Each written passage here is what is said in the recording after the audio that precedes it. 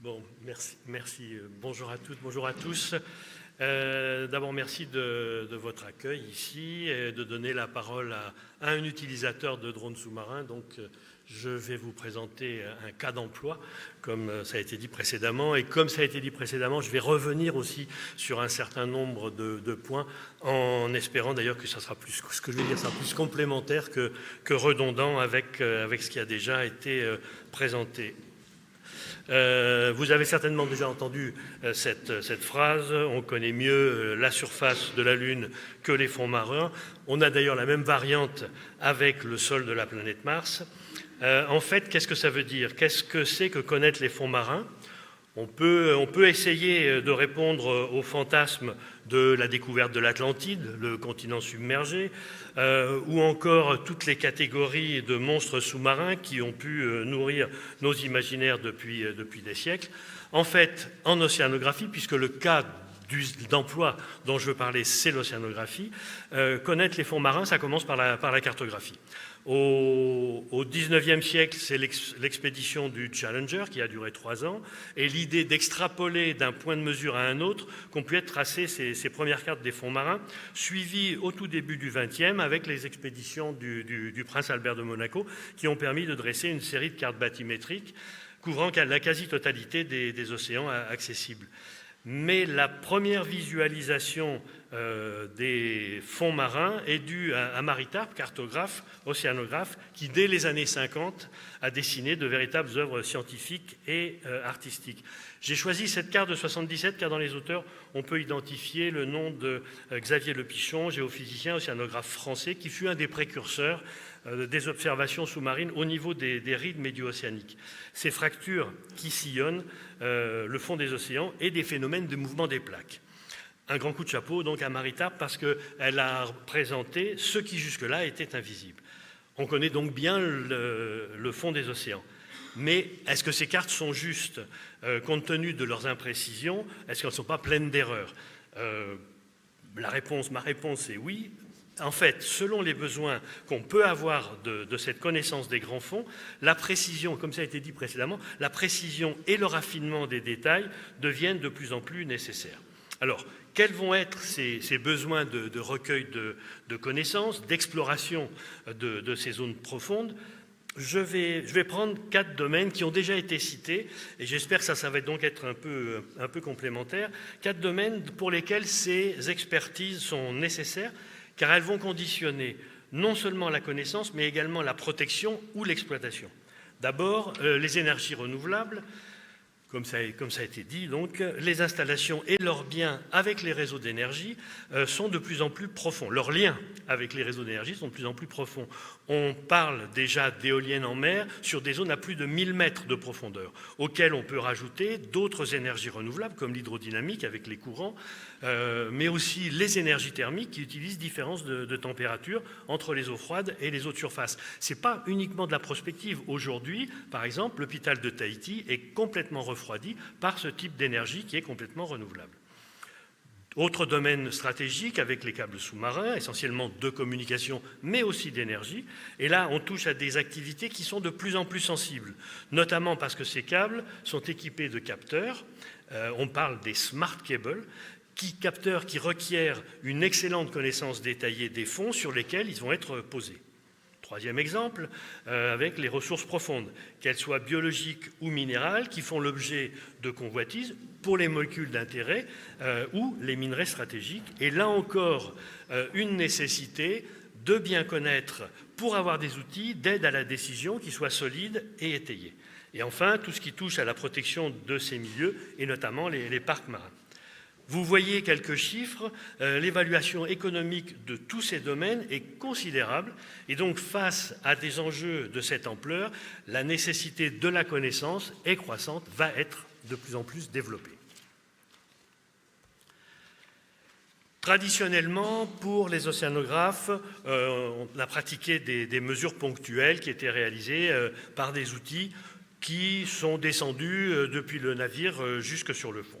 Pour aller au-delà, on a utilisé des outils soit fixés sur la coque des navires, soit traînés à l'arrière avec des émissions d'ondes acoustiques ou sismiques qui ont permis d'opérer des mesures en continu pendant la marche du navire.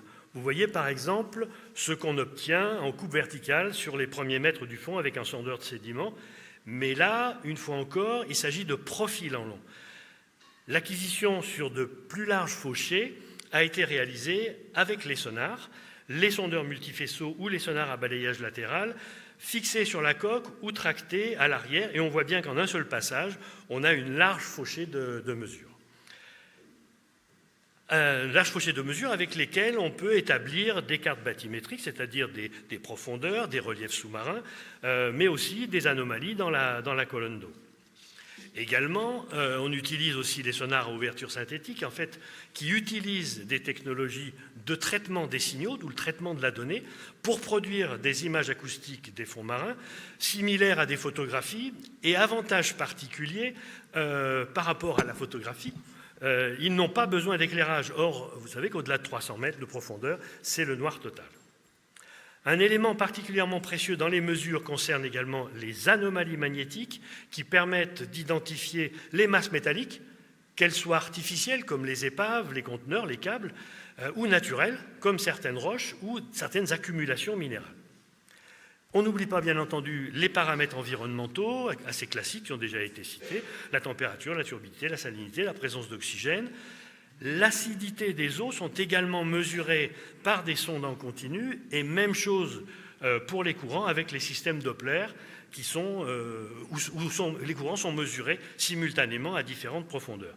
Et je termine cette revue qui est bien entendu non exhaustive par les mesures optiques, les caméras vidéo qui seront nécessairement couplées avec des sources de lumière et qui restent très précieuses pour les images fournies notamment aux biologistes. Avec l'utilisation des drones sous-marins, les AUV, Autonomous Underwater Vehicle, nous avons voulu poursuivre ces explorations en profitant des évolutions technologiques. Et on est parti du constat que si les méthodes traditionnelles, elles ont fait leurs preuves, elles se développent, elles progressent régulièrement, mais elles manquent de précision quand on aborde les grandes profondeurs. Et donc, une solution est de se rapprocher du fond en installant les sondes de mesure, toutes celles que j'ai pu décrire, et puis d'autres, sur des engins sous-marins capables de plonger au-delà de 500 mètres, jusqu'à 6000 mètres, comme ça a été dit, avec une grande autonomie de déplacement. C'est ce qui est développé par les fournisseurs de ces drones sous-marins. Ainsi, par exemple, en bathymétrie, on va raffiner de manière considérable la précision des mesures. Par exemple, sur un fond de 2000 mètres, avec les engins traditionnels fixés sur les coques des navires, on a une précision de l'ordre d'une centaine de mètres. On peut préciser avec un AUV qui vole à une quinzaine de mètres de fond, on peut préciser jusqu'au décimètre. Bon, évidemment, ça va nécessiter de mettre en place des protocoles opérationnels qui vont tenir compte, évidemment, des objectifs de chaque campagne d'exploration et de l'usage également des différents outils de mesure. Les sondes, comme vous pouvez le voir, celles qu'on a pu voir précédemment, ont des fonctionnements optimaux selon leur distance par rapport au fond. Et c'est là qu'on introduit la notion d'approche multi-échelle. C'est en fait la réalisation de mesures à différentes profondeurs successives, un peu comme un zoom grossissant. Et c'est ce que vous allez voir dans la vidéo que je vais essayer de vous projeter, je pense que si ça marche, qui a été réalisée lors d'une exploration au large de la Corse, donc en Méditerranée, jusqu'à 2500 mètres de fond, pour le compte de l'Office français de la biodiversité et du parc marin Corse. Alors, la vidéo, hop, elle est là. Je vais couper le son parce qu'il est trop bruyant. Voilà, cette vidéo donc a été réalisée, comme je vous l'ai dit, au large de la Corse. Vous voyez le navire que nous avions affrété, qui est le navire du Drasme, l'Alfred Merlin. Vous apercevez sur la gauche de l'écran le drone, qui est un AUV A18D de ECA Exail, qui est mis en œuvre à partir de ce système LARS, on en reparlera tout à l'heure, et qui donc est mis à l'eau. Il a été préalablement programmé, il est mis à l'eau et il va descendre, et vous allez voir au cours de sa descente, il descend en spirale pour calibrer un certain nombre de paramètres. Ce drone a la capacité de descendre, je l'ai dit, jusqu'à 3000 mètres. Nous, on l'a utilisé à 2500 mètres. Et au fur et à mesure de sa descente, on peut, avec les mesures, raffiner les précisions. Ce que vous voyez là, c'est le modèle naturel de terrain, donc un modèle qui a été largement utilisé et réalisé à partir des moyens de surface. Plus on va se rapprocher du fond et plus on va gagner en précision. Vous allez voir les images qui sont faites avec sur les mêmes zones, évidemment, avec les différents capteurs dont j'ai parlé tout à l'heure, le sondeur de sédiment, pas le sondeur de sédiment, on le verra plus tard, le sonar à balayage latéral. On voit déjà un premier raffinement et ensuite vous avez ces images qui sont faites au sonar à balayage latéral que l'on vient finir et compléter par les images optiques. Donc je l'ai dit, l'idée c'est au fur et à mesure où on se rapproche du fond, on a de plus en plus de précision. On récupère le navire, on récupère le drone qui vient à l'arrière du navire avec le système de l'ARS dont j'ai parlé tout à l'heure. Donc ce projet-là a été financé par l'Office français de la biodiversité sur un programme de France 2030. Je boucle ça pour reprendre. Il me reste quelques diapos. Oui, Alexandre, je fais très vite. Parce que je voudrais vous montrer les développements que nous allons réaliser. Donc ça, c'est fait. Un certain nombre de développements qui sont liés à ces technologies et notamment au contexte général français. Je voudrais reprendre ce qui a été dit. En fait, cette appétence pour l'innovation et les envies de développement font avancer les fournisseurs et les utilisateurs que nous sommes dans les projets de recherche. En France, il y a un contexte général qui est plutôt porteur quand même. D'abord, tout ce qui concerne la recherche académique, évidemment, avec en tête, bien sûr, l'IFREMER, GENAVIR, pour la flotte océanographique française, mais aussi le CNRS, les instituts, l'INSU, l'IRD, l'IPGP, et également avec les universités. Donc un cadre académique qui est très avancé. L'écosystème entrepreneurial, évidemment, je vais citer le cluster maritime français qui anime depuis une quinzaine d'années un groupe de travail sur les grands fonds, idem pour le GICAN. Globalement, c'est plus d'une centaine d'entreprises qui sont en relation sur cette thématique et à qui nous, utilisateurs, on peut questionner sur un certain nombre d'évolutions. On est prescripteurs d'une certaine manière. Et puis les pouvoirs publics.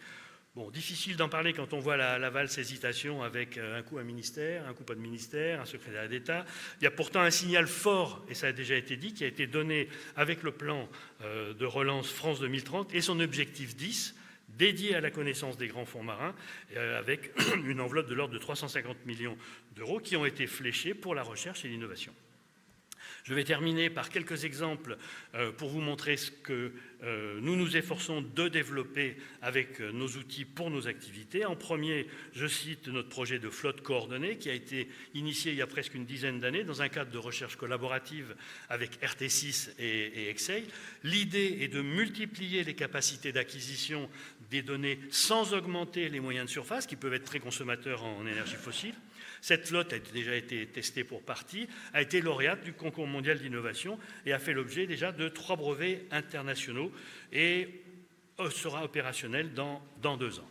Autre projet qui lui-même a été mené dans un cadre de recherche collaborative, financé par le plan de relance France 2030, en partenariat avec l'Institut de physique du Globe de Paris. Il s'agit de mettre en place un processus de traitement des données magnétiques afin d'en affiner les résultats. Aujourd'hui, ces résultats sont très aboutis et vont nous permettre, dans un assez à court terme, de tirer des informations qui sont encore inédites et précises. Et je termine, à nouveau, dans le cadre d'un projet collaboratif, nous développons la modélisation de la répartition des aspects benthiques en fonction de la nature des habitats rencontrés à très grande profondeur.